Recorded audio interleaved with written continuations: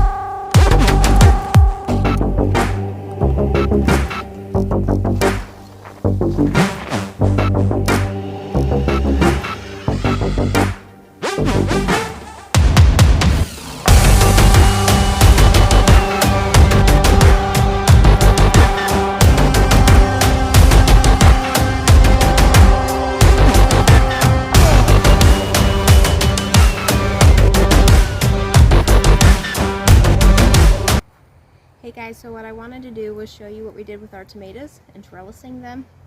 You have many ways you can do tomatoes. You can do them in your pots and just have your little cages around them or whatever. But we decided to try to trellis it this year, and as it grows up the vine, seeing most of ours is indeterminate tomatoes. As it grows up the vine, we'll be able to clip off the lower bottom leaves we no longer need and continue to push more energy toward the fruit. So we have our trellis here, where we put this EMT piping up top here, and we've got our fittings to hold them all together. We have our T-post here, which is actually, it was a 6-foot T-post, and we welded on another 2 foot to it, and that was just simply so that way we could spend half the amount of money. At the top we have a 1 1/4 inch T that sits on top, and then our EMT piping coming out with our fittings on it in between. Took our string, we lapped it over the top and tied them together. Now both of these sides of the tomatoes will be able to climb on either side. We also have interplanting here, where we've got our tomato plants, and we've got some marigolds. Here we've got some pesto basil. We also have Genovese basil in here. But we've got, all of our tomatoes are going to be able to climb up this vine 8 foot up, and we'll be good to go with that. With your indeterminate versus your determinate tomatoes, it can grow, your determinate stay lower to the ground and they tend to go outward. With these indeterminate tomatoes, we're going to be able to have them grow up the vine, and they can continue to grow until they season out. So once it gets too cold that they're not going to continue to produce, then and only then will it stop giving us tomatoes. We actually had them, what was it, Sophia? Was it into December this year?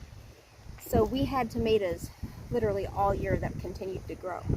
So I'm really excited to see how much harvest we get off of these, and I can't wait.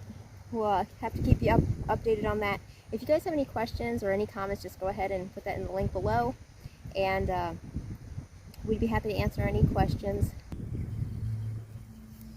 So I'm pruning off just above the first sets of fruit. I'm also trying to break off all these suckers, because these are indeterminate cherry tomatoes right here. You could let them grow into a bush on cherry, because the suckers actually do put out a lot of fruit. but for our constraints here and how tight we planted them according to the square foot gardening guide, I'm gonna prune them to one single cane and trellis them all the way up. So here we just have these clips here. They're vegetable clips. We bought this 300 pack on Amazon. I'll link it below so you can see them, but they're really, really good clips.